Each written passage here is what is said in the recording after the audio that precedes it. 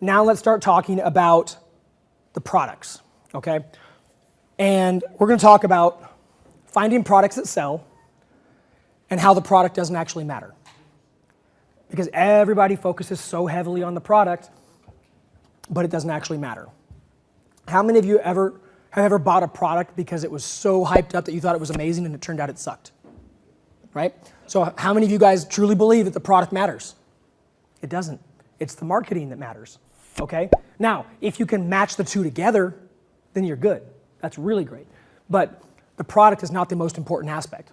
So again, you can have the best product in the world, but if you don't have a specific plan of attack, then it won't matter how good the product is. So here's what actually makes a successful product. Branding, strategic marketing, multi-channel advertising, product positioning, and mastering your metrics. Notice how nothing in there has anything to do with the actual product, right? So it's all the other pieces that make the product that you sell actually important and actually work, profitable, all the things that you need. So there are 6 rules of product selection, okay? This is how you can quickly, basically the framework that we're going to go through, very simple, very basic, but it's how we are able to evaluate and eliminate products that are not the right fit before we spend any time or money testing them, okay? So, number 1, sell what is already selling. Don't go out and reinvent the wheel. Don't try to go create a new vertical or a new category unless you have the funding to do so. Go out and just sell what's already selling. Find something, find a market that has a need, fill it. Don't compete with name brand products, at least not initially. Okay, don't go out and sell Sony. Okay, everybody else is already selling Sony, and there's a lot of bigger companies out there that can destroy you on the marketing of the other Sony camcorders or whatever else is you're selling. Sell your own products. Do not sell other people's name brand products, because then the only game you can play when you're selling name brand is a price war. That's the only game you can play. It's a race to the bottom. You're selling a commoditized products. So like sticking with Sony, do you know why everybody has the same price on a TV within a couple of dollars? Because there's no wiggle room. Their margins are about 10%, okay? There's nowhere to go. And the manufacturer suggested retail is one thing, but they also have MAP pricing, okay? Where they are required to price within a certain range. And if they don't price within that range, they get cut off. All right, so selling name brand products is never the right answer for building your own business that you can control, because you're playing a commoditized game. All right, and trust me, there's always somebody who's willing to cut their price more than you can afford to cut yours. So build a brand, not an income stream. All right, this is another big thing. You want to focus on building out something that's going to be sustainable, long-lasting, and going to be around. The other thing is you need to know your numbers before you start. This is the curse of the entrepreneur, or the wantrepreneur, or the I want to make money online, so I Googled it and now I'm here in Tanner's room, because you don't have the structured training to realize that you need to even know these metrics and numbers, or what numbers you should be knowing before you go out there. You're like, I want to make money, I need a product, I'm going to go sell it. And that can work to some extent, but a lot of times we find out, and most of us have experienced it, that we wind up losing a lot of money because we haven't figured things out. And if you know your numbers before you start, you may not know them exact, but you can do some very, very, very effective educated guesswork to help identify whether things make sense or not. You can't be afraid of competition. After this presentation, I'm going to actually do a case study with you guys on how we choose products and why we don't care about competition. But competition is a sign of money being spent, not that it's a market you shouldn't enter. Okay, everybody's like, oh, go find us some small niche market, like cat socks for men, something like that. Too small, right? Not a good market. The only guy here who wears cat socks is a deal.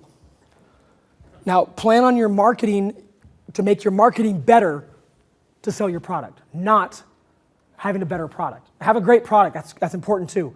But your plan of attack should not be, my product speaks for itself, okay? And that's what so many people who have great products do. They're like, I'm not a marketer.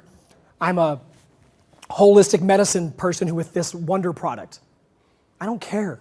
Nobody cares. What people care about is what you're going to do for them, and the only way you're going to do that is by conveying effective marketing that sells the product, that then gives them the benefits.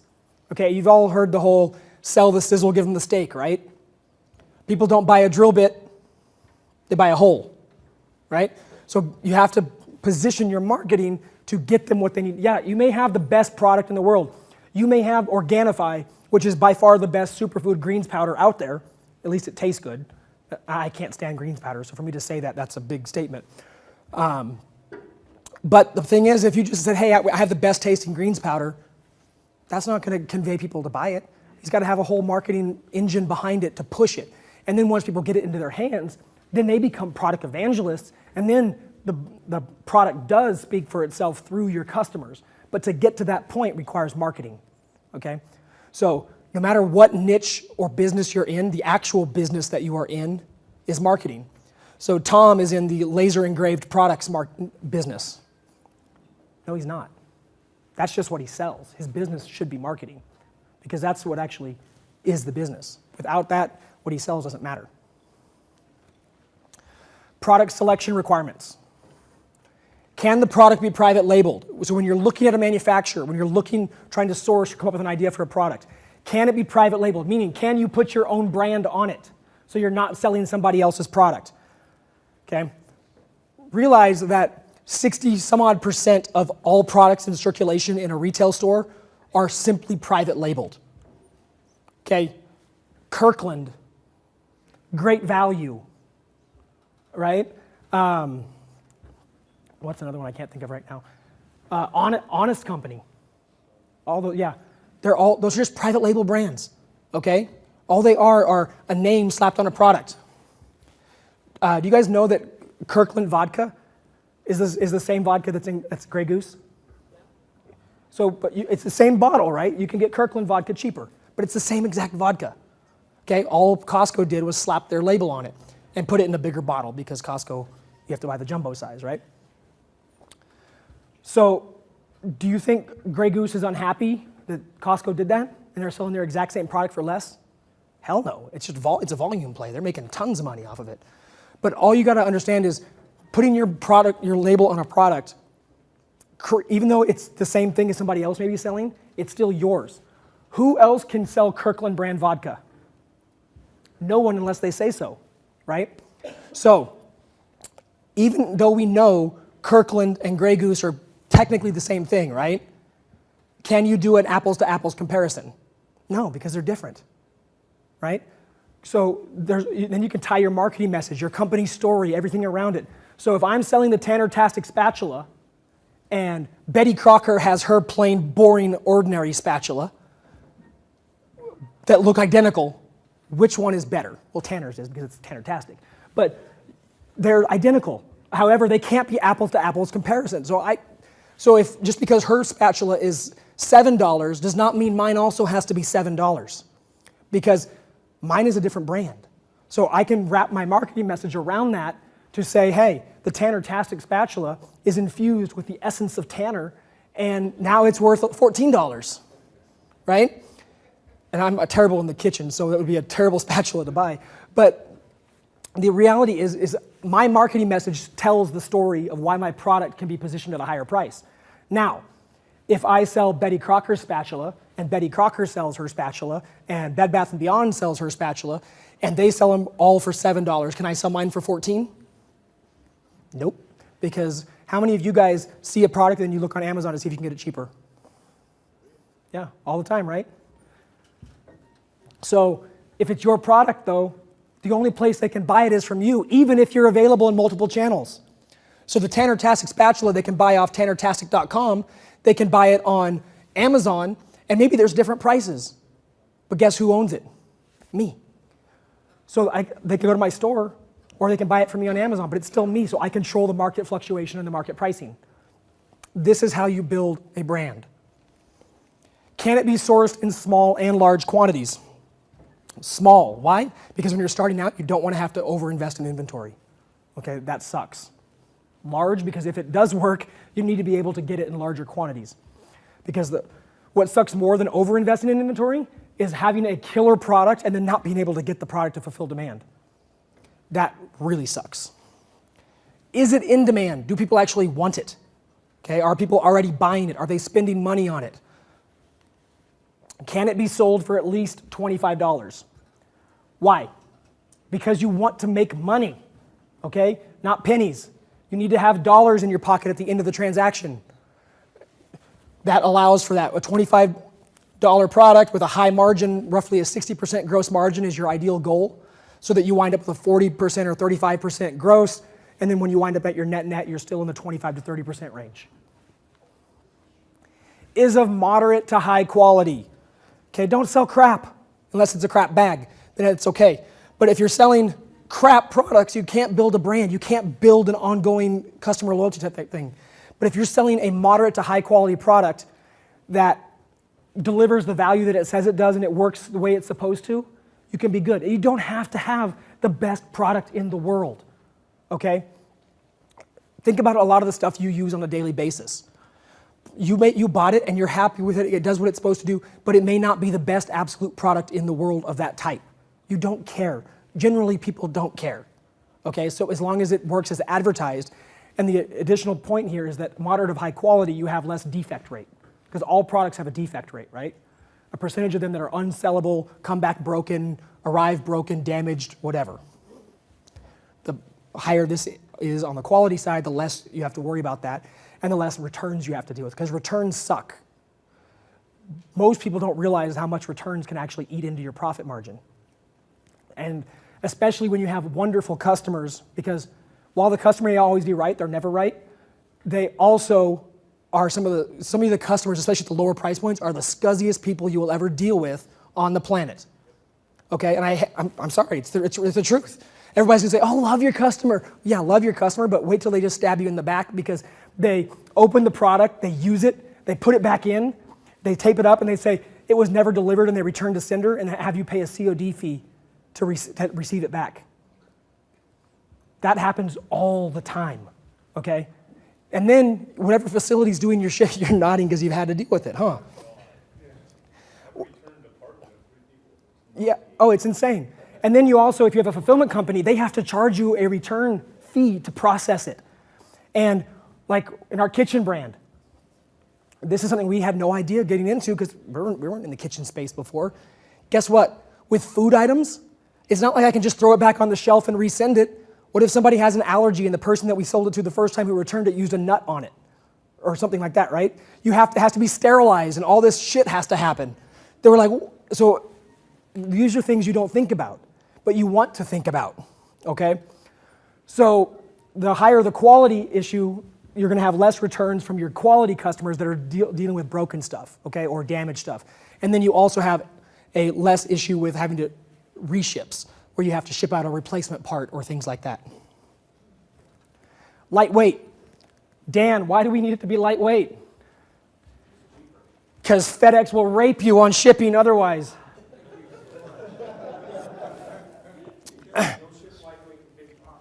Yeah, so that's the other thing. It needs to be lightweight. Why? Because shipping costs money, all right? And it's going to start costing a lot more money. What he's alluding to is how FedEx, UPS, I don't know if Postal will ever do it. They're going to, everything's eventually switching over to a dim weight, which is dimensional weight, which if you want to hear how mind-numbingly painful it is to hear it, you can ask him later, but it's basically a thing that weighs 5 pounds. If it's dimensionally big, the dimensional weight will be significantly higher than the 5 pounds. So it will cost you significantly more to ship. And this is 100% thanks to Amazon, right? Can we explain that? Yeah, sure, go ahead. So we all buy jump drive or pins. Actually, come over here. Is this working, Steve? Yeah. It's already up here. So this is Dan Kraft, guys. I just texted him and was like, hey, you want to come? So he's here. So we all buy jump drives, pins, things of this size, but they ship them in a box the size of a shoebox. And FedEx, UPS, USPS has been talking to Amazon for years to get them to put them in an envelope or a padded pack or something, and they didn't. Well, you're now paying for the space that it's taking up, basically. And what happens is, with the green initiative and everything else, we're pulling 5 trailers instead of just 2. So there's labor, there's space, there's, like fuel. I said, the green initiative, the big thing is that. So if you can cut down on your packaging, FedEx, UPS, we have the service where our, sorry, there's a glare. Now I can't see anything, but we have services that you can go and you can do package testing. Package engineers, they'll come out and they'll look at all your stuff and say, okay, this is your best packaging for this. So I'm not going to sell FedEx, but both companies have that service. So if you have any questions, I'll be happy to answer it. And he's a regional guy, but he can always put you in touch with the person in your area that can actually help you. Right. Cool. Thanks. So give Dan a round of applause. So the dim weight thing is going to be a serious issue. So it's not just lightweight anymore. It's also package size. So you may be shipping a pillow, but if your pillow can't compress something like small, you're going to be paying like it was a big package. Okay. So have you guys ever seen like mattress? Who's ordered a mattress online? It comes rolled up like a cigar, right? Yeah, it's like our king size mattress that we ordered was probably in a tube about that big, right? Why? Because again, it's a dim weight thing. They're trying to make it better to ship. Okay, durable and not prone to breakage. Okay, this is again, goes into the moderate to high quality thing. Why? There's a lot of shipping that has to happen. If your manufacturer's in China, it has to be shipped to the US or to whatever your country or wherever it's going to go. So there's a breakage point there. Then it has to be stored in a warehouse. Then if you've ever been inside a warehouse, things break in a warehouse. Okay, because you have some of the brightest people in the world working in warehouses. And they take care of your stuff. And then from there, it has to be shipped to the customer. And we all know how carefully people deal with your stuff in the mail, right? Who's ever worked for like a FedEx or a UPS? So I used to work for UPS. You worked for FedEx before, right? I think, yeah. So I used to work for UPS. And the Christmas time rush, I worked at the gateway at the airport, so I was loading air cans. Okay, so we have 30 or 40,000 packages coming through in a 3-hour period, and you have to build these walls and these air cans to keep everything stacked. Well, how do you build a wall? Well, you build it tight, and then if you have an opening, you find a box that's bigger, and you jam that sucker in there, right? And then you kick it, and you do whatever else you have to do. That's what you do. So packages get beat up, all right? Now, that's obviously not the ideal thing, but stuff like that happens. So the point is you're going to have breakage at multiple points of your product. The more fragile it is, like if you're selling some kind of crystal or a vase or something like that, you got to be really careful. You're going to have to talk to one of their box engineers that will come out and say, hey, here's how you can help you with this so that it doesn't break when it arrives. And then ideally you can take that and have it done at the manufacturing point in China or Indonesia or wherever it is and have it packaged that way from the get-go. Not bulky or large, again, going back to the dim weight size thing. Also, Amazon charges by the cubic foot, how much is the footprint that it takes up for storage. Most fulfillment places, including ours, also charge for storage fees, right? Because it takes up space in the warehouse that could be devoted to another product.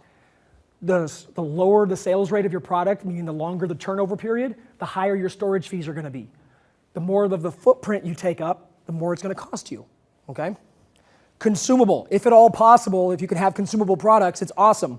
Why? Because people have to buy them again, right? And there's an asterisk there because not every category or product lends itself to consumable products, so it's not a requirement, it's just nice to have. And then it has to have the potential for you to sell other complementary products. It can't be a one and done product. Once they buy this one thing from you, they never need to buy anything from you ever again. If you find yourself in a category like that, find another category. Unless you make about $1 million or $1 billion per sale. Anything less than that, I would find another category. So some goals. Product selection goals. You don't need a ton of products. We talked about this. 2 to 3 products. Why 3 products? Your goal is to find 2 front-end products. 2 products that have a high turnover rate. They sell well. And then 1 profit maximizer. That way you can legitimately, with 3 products, run 3 funnels. or excuse me, you could run 3, but ideally you're going to run 2. 2 front ends, product A and product B each have their own funnel, and then the other 2 products form the upsells in the funnel. One's a profit maximizer, and then the other front end becomes the second upsell to that funnel. Does that make sense? So product 1, I don't know if I have it drawn out, I don't. So funnel 1 is product A, upsell product C, which is the profit maximizer, upsell product B. The other funnel is product B on the front end, upsell product C, profit maximizer, upsell product A, other front end, right? 2 funnels completely dialed out with 3 products. Simple. Okay? Again, high margin profit maximizer. How do you find these ideas? Tons of ways to do that. We're not going to go into a ton of it here. What I want to cover here, though, is that it's not magic. Okay? This is the part that sucks. Not going to lie. It's the hardest part of the entire business. And it's the #1 complaint, #1 sticking point in any program, coaching, academy, mentoring, anything, info product-based, training, live event, whatever. It's the #1 sticking point for everybody. Finding the product sucks. Okay, it's hard. It's why print on demand is so popular. It's time consuming. It's labor intensive. There's a million possibilities and there's no way to shortcut it or cheat. The problem is that because of the internet and all these loopholes and quick tactics and all this, BS going around there, we're so conditioned to want to shortcut and cheat and get our way up there that we don't want to put in the actual work that it takes to find a product, which is why we settle for selling something that we probably shouldn't be selling, and we wonder why it's not working. And nobody can tell you exactly which product to sell, which is, in my case, is the #1 thing I get. Why don't you just tell me what to sell? Or, hey, is this the product I should sell? Have you tested it? Oh, come on, just tell. I don't know. Do you have any metrics? Like, Steve can come up to me and say, hey, which of these 2 products should I sell? And I could give him my very best guess, and it could be more than likely wrong. Because until he has data for me to interpret, I can't give it's literally me just, that one, right? I have no idea. But people don't like that. So this is why finding products sucks. So just know that going in, it's going to suck, but you have to do it if you want to succeed. You have to find the products. I'm that guy, possibly why you're in the room, is I'm not the guy who will sugarcoat shit for you. If it sucks, I will tell you it sucks. If you hate it, I will tell you you will hate it. I'm not going to butter you up and tell you how awesome it is and how the world is so amazing you never have to work to find a product. Because it's not true. This is the hard part, okay? But it's not so hard that you can't do it. It just takes time, okay? And you have to be willing to focus on it. And it's just how many people have ever sold door to door? Okay, if you haven't, go start selling door to door. It's a great way to actually learn what it takes to succeed in life. Because you're going to get no's, right? And now you get so many more no's than you even used to before. But the reality is, the more no's you get, the sooner you're going to get to a yes. That's the whole point, right? Same thing with products. We have people who are like, I tried to validate 10 products. I haven't found one yet. Okay. Why didn't you validate 11 or 12? So what if it took Steve 15 products to find one that sold really well or 3 that sold really well, but it took Patrick 40? Does it really matter? No, but it's going to differ because their niches are completely different. Things are different. It's going to take you whatever time it takes you, okay? So I'm beating a dead horse here, but the reason I'm doing this is I want you guys to not let this hang you up, okay? Because it's always the thing that everybody will build the funnels, will do all the other pieces, but then they get stuck on the product aspect. So you want to choose the market first. You got to start your research somewhere, so this makes it easier. We're not going to start with what product do I sell? We're going to find what market do I want to serve. So ideally, you want to serve the bigger markets, okay? Why? Because you want places that already have tons of traffic abundantly available that you can acquire cheaply for paid traffic.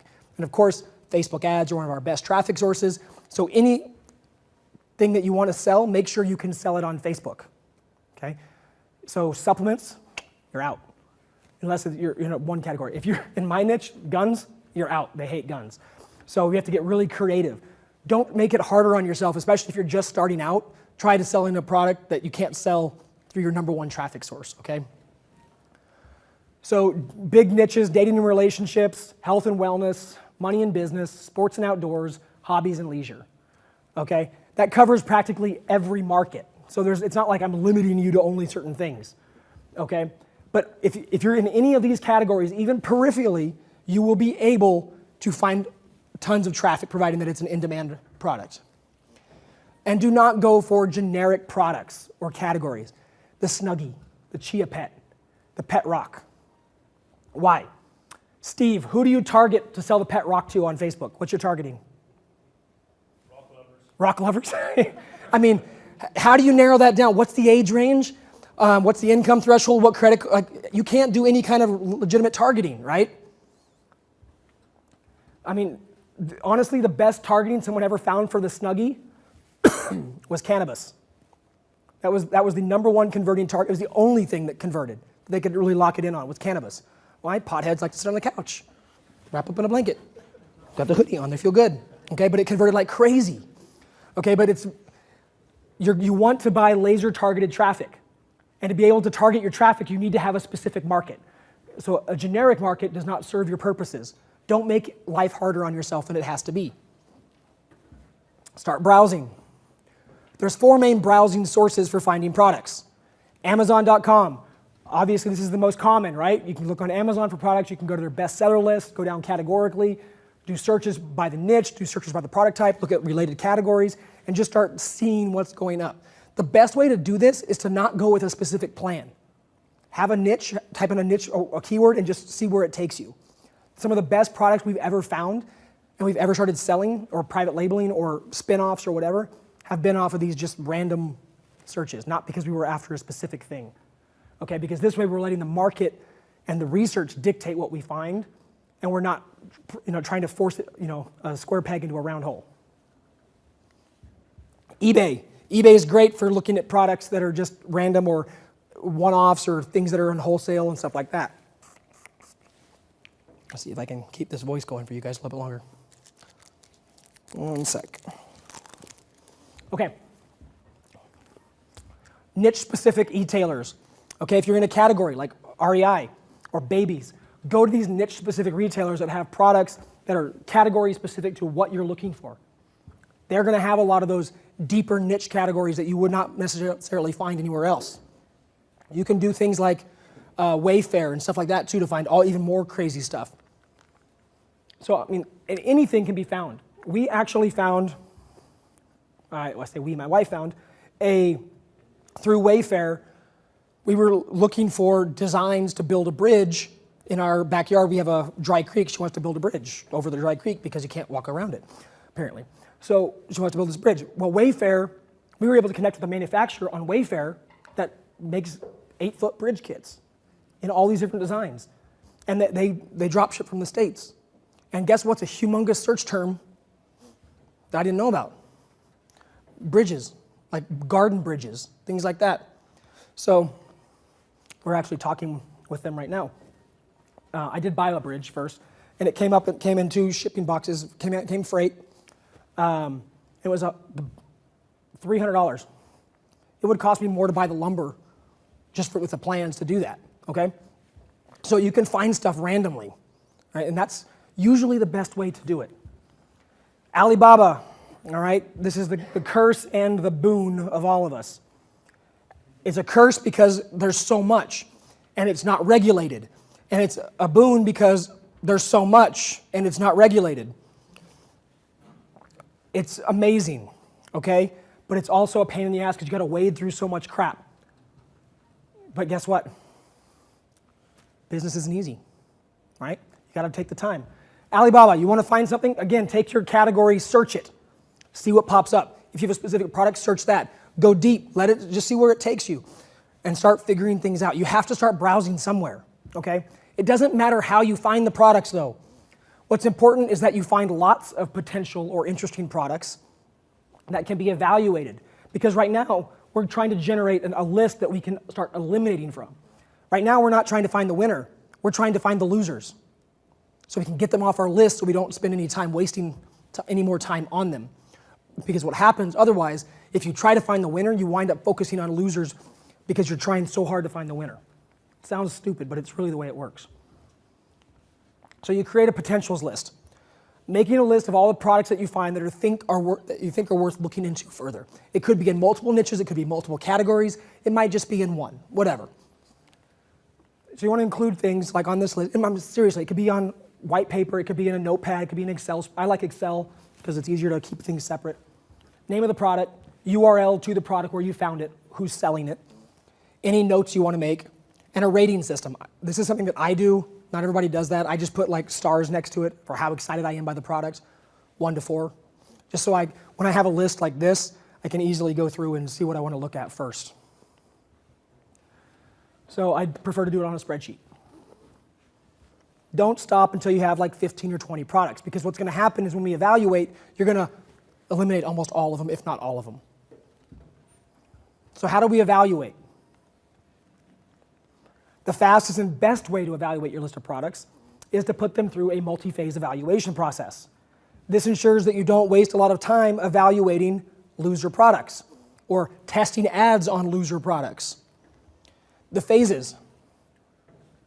The first phase is a yes-no question phase. There's like 7 questions. If they fail any question, you throw it out. It's the fastest way to eliminate a ton of products.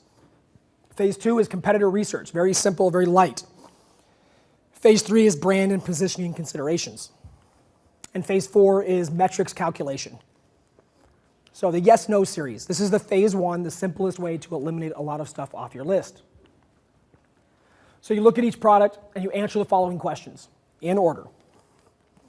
Does it have private label potential? The answer that the question must have is on the screen. Okay, so if this is a no, that means that product does not fit and you ignore it from now on, right? Can it be sourced for at least $25? Has to be answered yes as well. Will it be expensive to ship? No. That's the only no question. Everything else has to be a yes. But if any one of these questions, as you're going down, it fails, you stop. You don't ask the rest of the questions. Okay, you're done. Move on. Is it durable and not prone to breakage? Should be a yes. Is it in a Facebook allowed category? This has to be a hell yes. Okay, really serious, oh my God, yes, unequivocally, yes, it's going to be able to be advertised. Otherwise, you're going to have a tough time getting started with traffic. And is there potential for you to sell other complementary products within that market to the same buyer later? If the product fails any question, toss it. Get it off your list. So this phase will eliminate 75 to 80% or more of your products. So for those of you Academy members in here, how many of you guys have had it eliminate 100% of your products before? Okay, a couple of you? Yeah, it sucks, right? You get this list and you're like, well, shit. But wouldn't you rather have those eliminated than go back and have to spend money on them later? Absolutely. So if none of your products pass the phase 1, then go back to the drawing board and find some other products. It just happens. So before proceeding to phase 2, you should have at least 3 different products worth evaluating. If you don't go on. Don't try to shortcut the process. Find the products, because we're still not done eliminating. So if you only have 1 to advance and we keep structuring down, you're going to wind up maybe with nothing. So next, we're going to do the light competitor research. Because we don't have any sales data and we don't want to acquire any sales data, we don't want to spend any money, we have to do some competitor research to see what we can figure out about the validity of this product.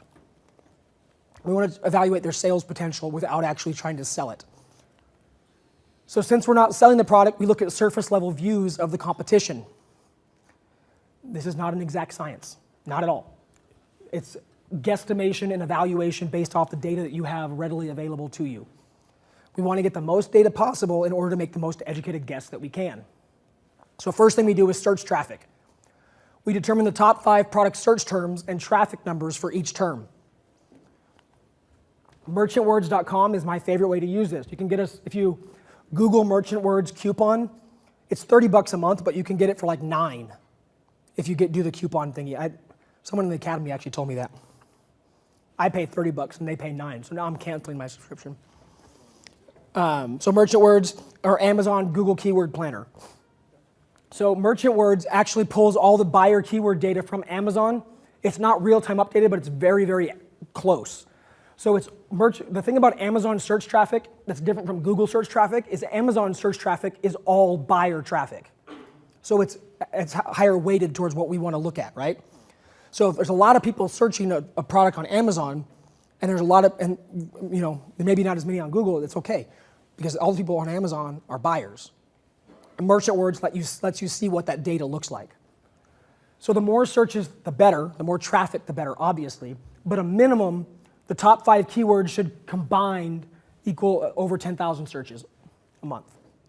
Anything less than that, and I wouldn't even look at it because you're probably in a category where traffic is too light.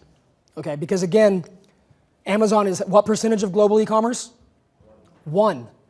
So that's 10,000 global searches. If they're only 1%, means, you know, if it's too low, you're really not getting a very big audience, right? So we want to make sure that we have a high search volume here so that we know that it's high everywhere. Does that make sense? So we determine the top 3 to 5 competitors on Amazon based on page 1 rankings for the top 5 keywords. So if we have 5 keywords, that means we're doing 5 searches, right? And we're going to take the top 3 to 5 competitors off of each search. What you will find, you should find, is that there's a lot of overlap. Usually the same competitors are going to rank for more than one keyword in the top 5. So you really will only wind up possibly with maybe 8 or 9 total competitors out of, you know, 5 searches, 5 competitors each. In a spreadsheet, you want to copy down the following information: the URL to the product listing so you can go back and check it out, the price they're selling it for, their bestseller rank or their BSR in their top level category, not the subcategories, okay? Those are vanity metrics. Those don't mean anything, okay, for our purposes. And the number of reviews and the average review rating, star rating. Okay, so this is what it kind of looks like. So we've got a product in the home improvement category. This is all the same exact type of product, just 4 competitors. And you can see the price from $14 to $19, or $22 actually. You can see the bestseller rank, it varies. What you're looking for here is a number of different factors. Number 1, we want to see the number of reviews. We want to see that there's a lot of reviews, because that means only a small fraction of people actually ever leave reviews, so the sales volume is significantly higher. The lower the BSR, the more sales volume it has. So that's an indicator of high sales growth. The price point, does the price point range of the top competitors fall within the category that you're willing to sell in? Okay? Like, let's say you're like, I'm going to sell this product for 20 bucks. But down here in the kitchen and dining, the most expensive product's 12 bucks. Maybe you're not going to fit, right? So you need this will allow you to check this stuff out. Also, one of the things I love about the review rating system is I love to find a category where the top, there's 5 to 8 competitors, and they all have shitty reviews. Lots and lots of them. Why? Because the product is selling in spite of the crappy product. So if I can come along and find a higher quality manufactured product, or if I can improve the product in some way, a better mousetrap, if you will, higher quality plastic, better packaging, see what the complaints are and see if it's an easy fix. A lot of times it is something super easy, because a lot of the stuff coming from China is not QC'd. So if you add a QC process with your manufacturer, you may wind up with a better product without having to do anything else. And then you've addressed, the people are still buying it, the sales volume is still huge, but now you've realized that you've got a product that's a little bit better, you can do better on Amazon, you can do better also through your funnels. So that's a little hack that I like to do in terms of the review thing. I love seeing poor reviews for a product. So how did these products make it to phase 2 if the phase 1 was that they had to sell for these 25 bucks? So this example does not make the criteria. The reason I'm using it here is because this is what most people's products are. Categorically, we find people are usually under that $25 range, but when we look at products, we don't want it to be. So I should probably clear that up in future slides, but I've always taught it this way because this is what people actually see when they're looking at products. And if you look at the Academy members, almost everything is in this $20 range. So, and this is what you see usually on Amazon more often. So you're looking for variety and price points. It's good to see high and low prices. The more swing in a category, the better. When you're pricing your funnel versus Amazon, are you looking for the same price point, or do you find you get a percentage more? We can usually go a 30 to 40% more than on Amazon. When you're evaluating, then, are you evaluating based on that price point within your funnel that you plan to do, or based on what you're seeing? Good question. So since we don't have any data yet, we're just extrapolating and trying to find stuff, right? We're going to go with what it's selling for on Amazon, because and then we go, okay, if we're selling for $14 on Amazon and we're driving direct Facebook ads, we can probably sell it for 21, 23, 25, something like that. But we're going to start with that Amazon price point. As we go through further in the research, we start looking at what we're actually going to pay for the product, if it meets the validation. And if we can't make it work at this price, that's our first flag indicator that we need to make sure it's okay. Right, okay. So even if you're selling on Amazon under your brand, you're going to try to price higher. Absolutely. Yeah. Mm-hmm. So the rightful sites, right? You guys all have seen that example if you read the book or looked at any of my other stuff. The reason we crushed that category was there was a high and low. There was crap China and there was high-end American. There was nothing in between. We found a nice in-between place where we could come in there and be like a mid-price point thing with high quality, way better than China, but not quite the US $400 price point. And people went nuts. Okay, so if you can find a way to be that savior in the marketplace, people will reward it. 75% or more of the product should be above the 10,000 bestseller rank. And by above, I mean technically below, right? So they need to be 10,000 or less, because it's a reverse scale. Number one is the best, 10,000 would be in the worst kind of thing. So you want them to be higher than that, because that means there's getting a significant sales. Either consistent average review, either consistent average review ratings or very poor ratings. You don't want to see a huge swing all over the place. You want to see everybody has a crappy product or everybody has a pretty average product, right? If you see crazy swings, you need to dig a little deeper and see what those swings are for. Why does one company have it worse than the other company? It could all be marketing. But the cool thing about Amazon is the review process will tell you that if you look at all the bad reviews. What if you have consistently great reviews, like 4.8, 4.9? That's fine. Yeah, that's fine. Consistently average, meaning the average across all of them is consistent. Brand and positioning for phase 3. 6 considerations to building a brand. Number 1, can it be a leader? Now, do you want it to be a leader? What is your purpose with this product? Okay, there has to be an end goal, okay? Does it lend itself to expansion? The product line, not a solo product.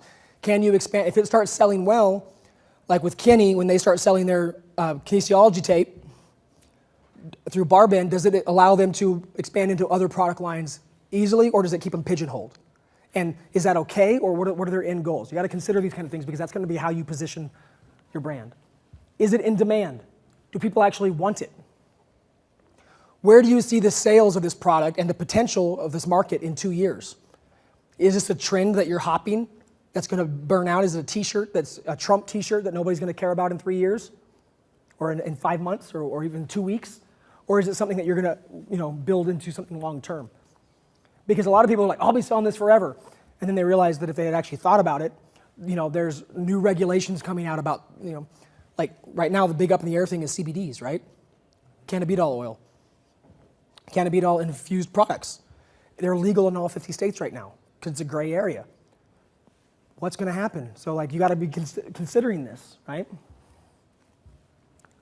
What image can this brand have? Does it fit with what you're going for, and does it fit the product and the market? Okay? If you want to sell a high-end brand, but your market is not a high-end market, and the product doesn't fit, there's some disconnects there. Anytime you have a disconnect, your conversion rate drops. Okay? So the idea is to eliminate any kind of disconnect that can happen in all of your brand messaging and all of your positioning. And if you can do this at the beginning, because a lot of times you may settle on a product that doesn't fit where you're going or where it should be. Is this something you are proud of? Okay, this isn't, to be totally honest, I didn't used to care about this aspect of it until I realized that there were some products that I was selling that I didn't want anybody else to know I was selling. And not on an ethical portion, but more on a embarrassment thing. Like, I'm not going to go tell my grandma that we were selling the dildos in the background, right? So Deal was he had a big sex toy thing on Amazon, and I'm like, yeah, I don't think I want to sell those, just because I'm not going to tell my daughter that I'm selling sex toys, right? That's just not me. So I don't want to build a brand or put effort into something that I can't tell people about. If it's a closet business, you'll never ask for help, so you'll never get anywhere. Okay? And I have really good friends of mine that came from the adult industry that left it specifically because they're like, they started a family. They're like, this does not fit with the life I want to build, which is why you need to be considering what kind of lifestyle you want with what you're building. Okay? It doesn't have to just be adult. It could be, with the cannabis, stuff like that. CBD may be hot, but if you morally don't align with that, don't sell it just because it's hot. Because you're going to basically sabotage yourself, and you're never going to want to talk about it. You're never going to want to help. So make sure that it's something that you're proud of, or that you would put your name on it. That's the way I look at it. Would you be willing to put your name on it? And if not, then why are you selling it? So positioning, few key considerations to positioning. What does it solve for your market? Does it solve anything? Ask yourself that, write it down. Don't just brain dump it. See if there's anything that pops up at you that's interesting. What is your competitive advantage? There must be a competitive advantage, okay? Even if you're both selling spatulas, you have to have a competitive advantage that makes you differentiate somehow. The crazy thing is people are like, man, I don't have any competitive advantage. You know what the easiest competitive advantage to engineer into a product is? Color. If everybody is selling a black one, sell a pink one. You guys have all heard me talk about the silicone baking glove example, right? I talk about it in my book. I talk about it on webinars. So on Amazon, back in the FBA craze with all the launches, one of the products people taught was silicone baking or barbecue gloves, or those mitts that you put on. They're bright orange, pebbly looking mitts. Well, at the time they were teaching it, it was a hot item, and there was maybe 3 people selling them on Amazon. If you go type that in today, you'll see probably 5,000 people selling them, all the exact same product. It killed that whole market because it was just became so commoditized. Then somebody came in and started offering them in black and camouflage. Blew it back up. Anything different? No, just a different color. That's their competitive advantage. Now, can someone else duplicate it? Yes. And have they? Yes. But it doesn't have to be something like an engineering thing or something better. It just has to be different, something that allows you to stand out. What are the acceptable price points, and where do you want to be? If you want to sell a product, if your thing is like, hey, I know that my market is, I'm going to spend about $15 in acquisition, but the product you're looking at is a $15 product, you've got a problem there. So maybe just stop right there, or figure out how you can you bundle it? What can you do to make it work? Is the price congruent with the quality, benefits, and results of the product? Are your costs on this product so high, but the product quality isn't high enough to justify it, and the results that it gives to the user or to the person not worth what the price you would have to charge for it? Okay? Remember, you're not selling to clicks, you're selling to people. So you actually have to remember that it's an actual person buying your product. Is it congruent? How will it be presented? How are you going to sell it? Are you going to be a bargain basement offer? Are you going to be this professional thing? Are you going to be like the boy next door? Are you going to be like the lemonade stand type thing? What are you going to do? How are you going to sell it? How do you want to present it to your customer? What is your sales message, vehicle, and feel going to be like? So in this case, this encompasses things like packaging, photos, copy, logo, graphics. All that kind of stuff comes into putting this all together. Okay, examples are going to be in actually the next presentation. So that brings us to phase 4, which is the metrics calculation. Okay, so we've completed the first 2. You need to know your numbers before you start, right? This is where we've done all this basic research, okay? We need to know our goals of what we're trying to achieve. The goal cannot be to sell product or make money. Those are not goals. Those are just statements. You need to actually map it out. I want to sell this CBD infused chapstick, and I want to sell 10,000 units a month and make this much money. Or I want to make this much money, I'm going to reverse engineer my way to figure out how many units I have to sell to do that. You need to have a goal, okay? Because the only way to map out if the product will actually help you get there is if you know what that goal is. And you need to know your costs and other metrics prior to actually selling the product so that you can make sure that there are no areas that don't work. So many people start selling something, and then they find out that they're not making any money, okay? So a lot of you guys know Ricky Mateka. Ricky's a good friend of mine, phenomenal marketer. Came to me a few months ago, and he's gonna hate me for telling this because I've already told it a couple of times though, so it's okay. He has a t-shirt line. He was selling ridiculously well on his t-shirt line. They were doing awesome.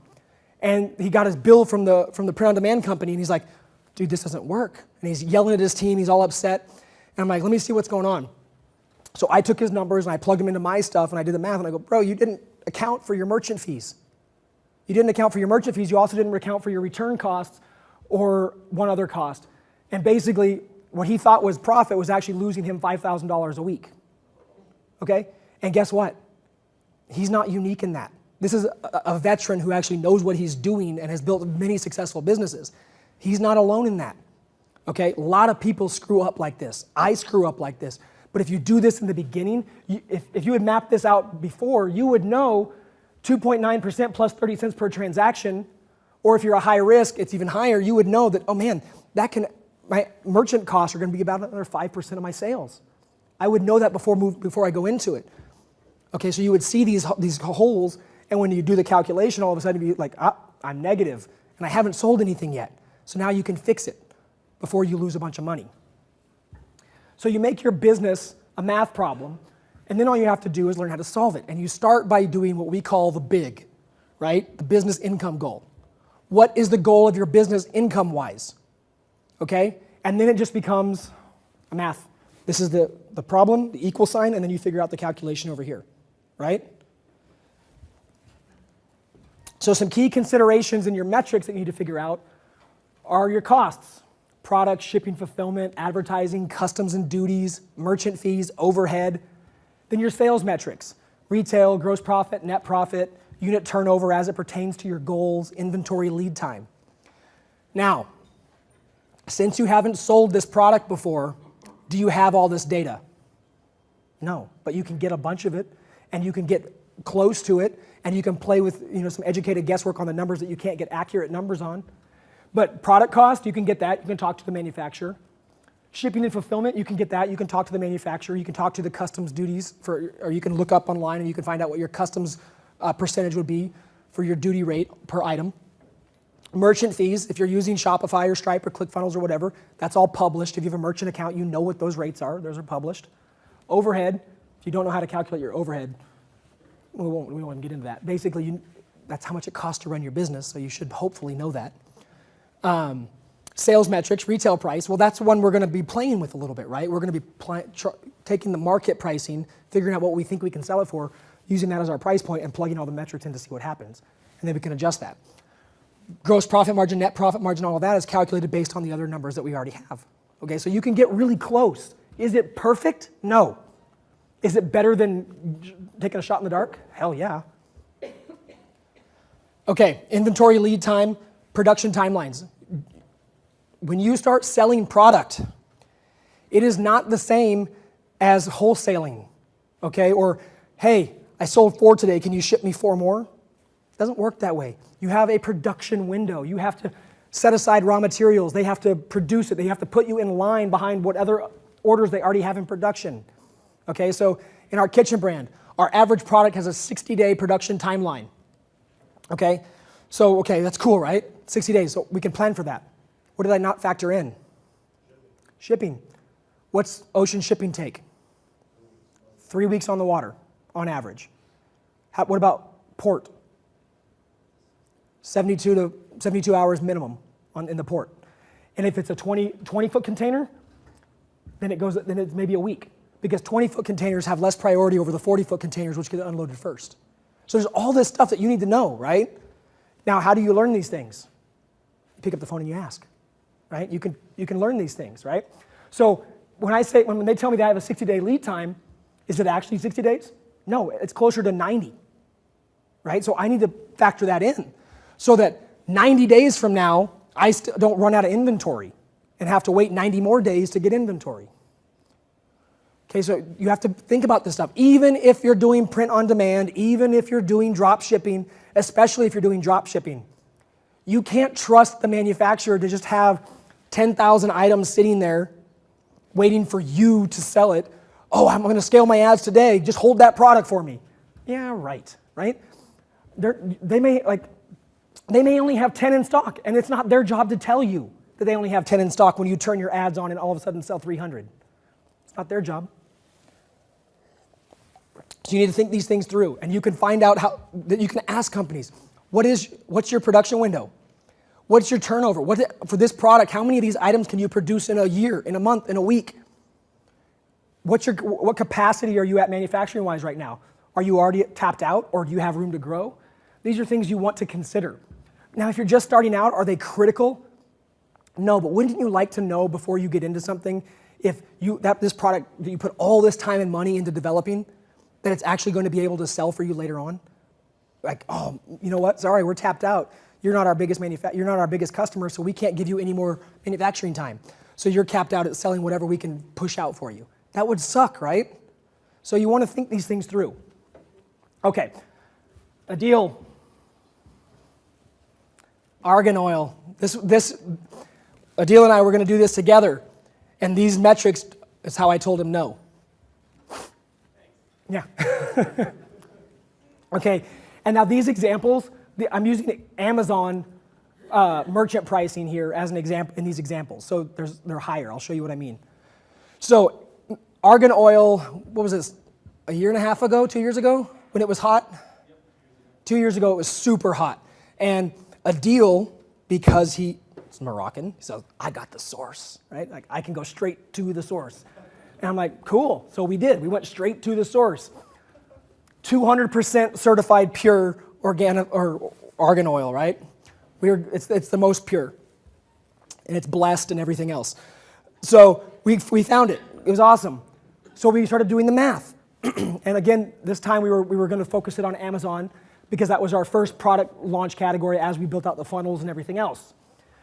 So the product price here, we did the math and everything. It was going to be about $7. Was this for a 4 ounce? Okay, for 4 ounce, okay? Inbound shipping and handling from the manufacturer or from Morocco was going to be $250. We found out there that transshipping that way is a lot more expensive as well because it's not as trafficked as some of the, like China, Indonesia, some of the other areas. Customs and duties was 45 cents per item.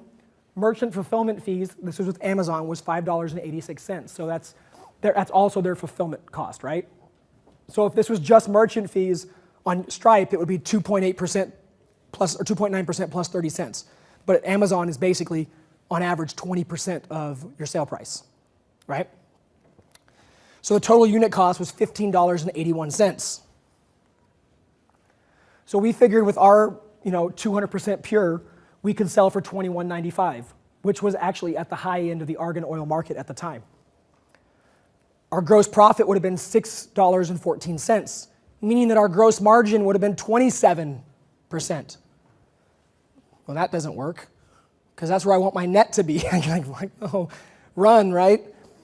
Well, I didn't run because it was a deal, and I'm like, all right, we can make this work, and I'm trying to figure it out, and I spent all this freaking time because I didn't want to hurt Adil's feelings, and then finally I'm like, no.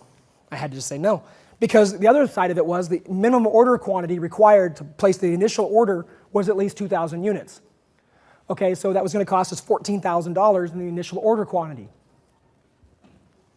Now, our desired monthly big at this time was $40,000. I was not going to move into a new product if it didn't make me $40,000 in gross sales a month. It wasn't worth my time. I didn't want to touch it, okay, because I knew I could scale it from there. So we used $40,000 as our base pricing, as our basic big business income goal. Now, working backwards, in order to hit that number, I would have to sell 6,515 units. Okay, meaning that my initial capital outlay to sell 6,500 units to make $40,000 would be $64,000. Does this just keep getting better or worse, right? Yeah, what's the deal, Adil, right? I thought you had the source. So, but you know what? How many people actually do this? Not many.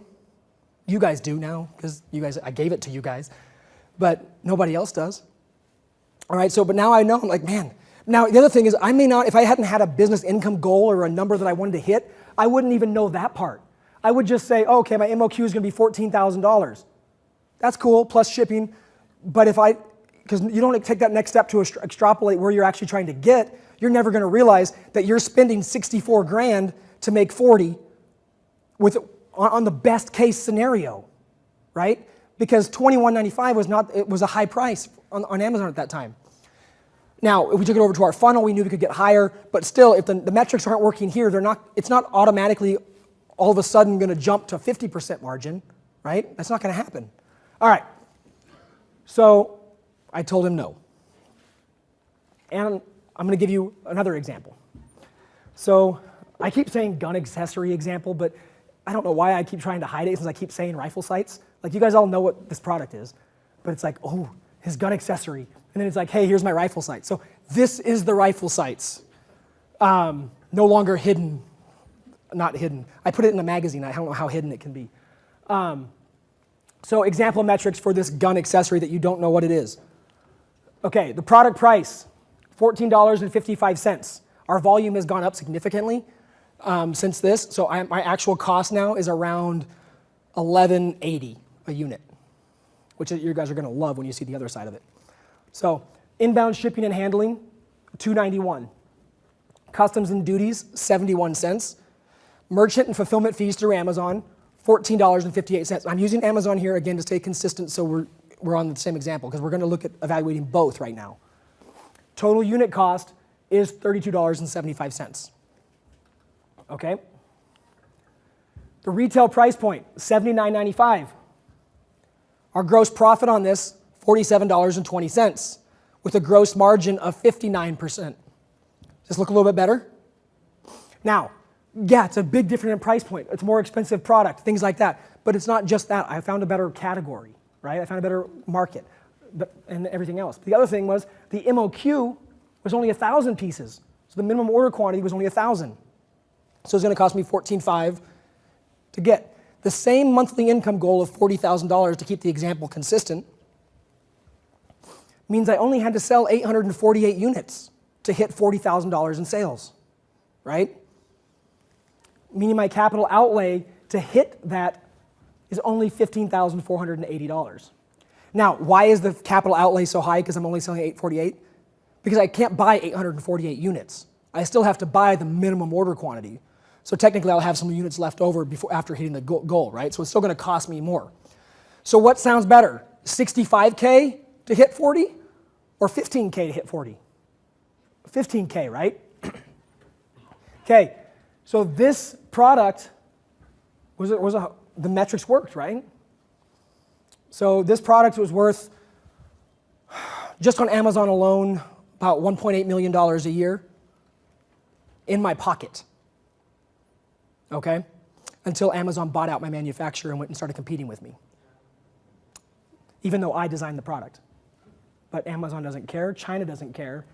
Amazon wrote a check, they own the manufacturer. So, and that's why you don't put all your eggs in one basket. Now, do I still sell this product? Hell yeah, still sell a ton of them, just not through Amazon. Amazon pretends they're me now on Amazon. So, yeah, that's kind of a bummer, but still, this was a completely hands-free income stream for the time. So I'm not knocking it. I loved it. I still love it. I still sell on Amazon, but it's definitely not my primary sales channel. The same thing though, I can sell this product for more off Amazon. I do. We sell it for anywhere between 140 on down to about this price. At the cheapest we've ever sold it is like 69 bucks. I think that's actually what Amazon is selling them for right now.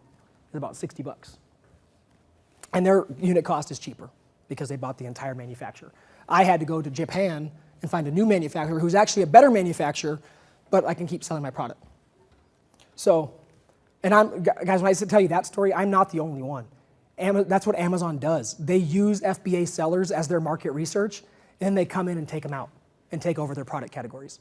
They did it to a deal. They've done it to a ton. There's class action lawsuits stacking up right now. So if you are an Amazon seller, I'm not saying stop. And if you're not an Amazon seller, you should be, because it's a great income stream, but it's not a business.